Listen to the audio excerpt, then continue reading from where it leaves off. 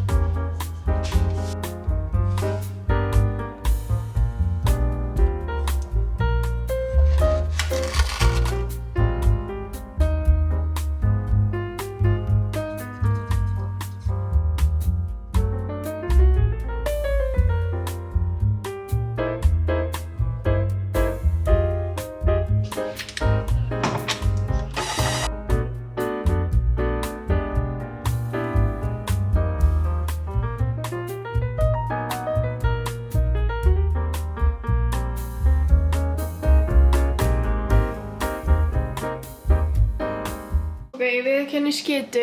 Ég var geðveikt að sýna hvernig við erum búin til pizzu og þær eru semi-tilbúnar. But look how it looks. Yummy, yummy.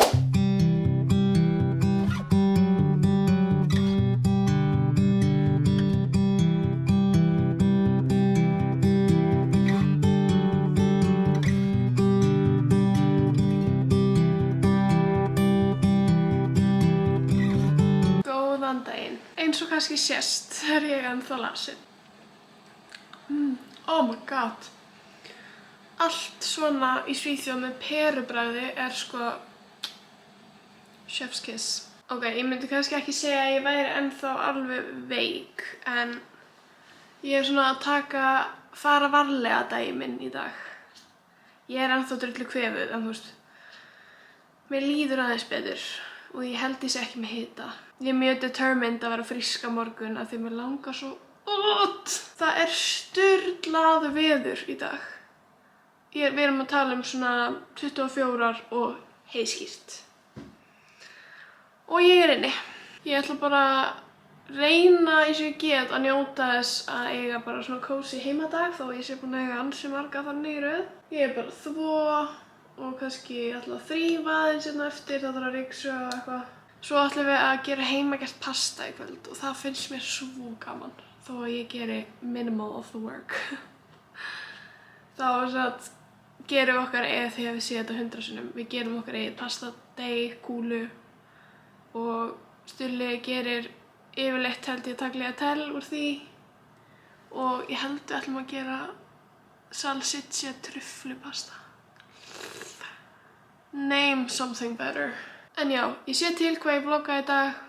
svona, ætla bara að eiga einhvern kósí heimadag. Svo falleg birta, ég held að myndavélinni sé ekki doing it justice. En við vorum að kaupa snaga fyrir fínu.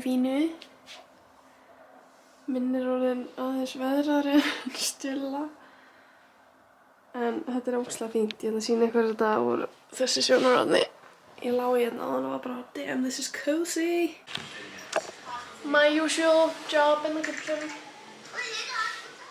Og horfa á nýja vloggið hjá Sjálfstæði.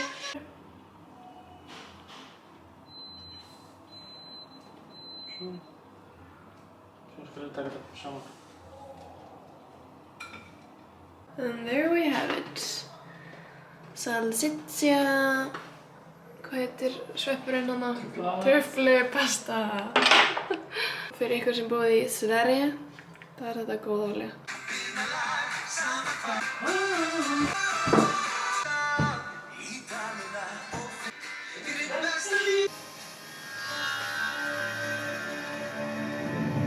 Það smá erfitt að gefa ykkur einhverja optimal birtu af því að eldhúsið mitt snýr baki er beint á móti glugga, þannig að þið verður bara að fá smá dökka mynd. En það er sunnudagur og þetta búið að vera mjög interesting dagur.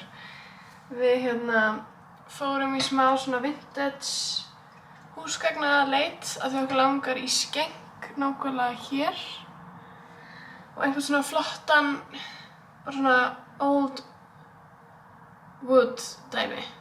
Svona gamlan flottan við, eitthvað svona þungt. En já, við fórum í held ég 4 búðir og fundum ekkert.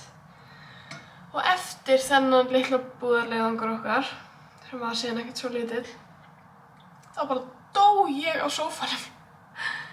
Ég er ekkert búin að fara út síðan, þú veist, ekkert almennilega síðan að síðan við ferðist heim fyrir viku. Og ég er ennþá alveg svolítið lasin, en samt ekki, þú veist, mér leið alveg vel að fara út á þann, en þú veist, svona eftir að hyggja kannski ekki besta hugmynd sem ég fengið. En það er bara þannig. Ég er núna að elda. Stulli er í sunnudagsfótbolta og já, ég er sem sagt að elda handa okkur graskersúpu af því að sunnudagar eru súpudagar á okkar heimili og ætla að gera kotasælubollur með excuse me. Já, ég ætla að gera kotasælubollur með. Mér finnst kotasælubollur góð lending þegar mann langar í brauðbollur með einhverju af því að meira prótein. En já, uppáhalds kotasælu uppskriftin mín er frá Evi Laufeyju og ég skal setja hana fyrir neðan af því að sumum finnst gaman að sjá uppskriftir og þá vil ég alltaf hafa þær til taks. En ég held ég sé búin að deila þessari graskersúpu áður. I'm pretty sure.